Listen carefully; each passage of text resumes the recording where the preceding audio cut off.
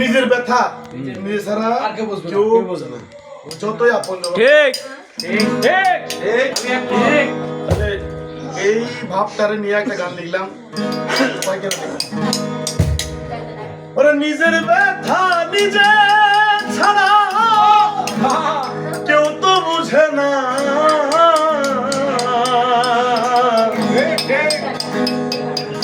নিজের ব্যথা নিজে ছাড়া কেউ তো বুঝে না, ব্যথা বোঝার সব ক্ষমতা সবার থাকে না।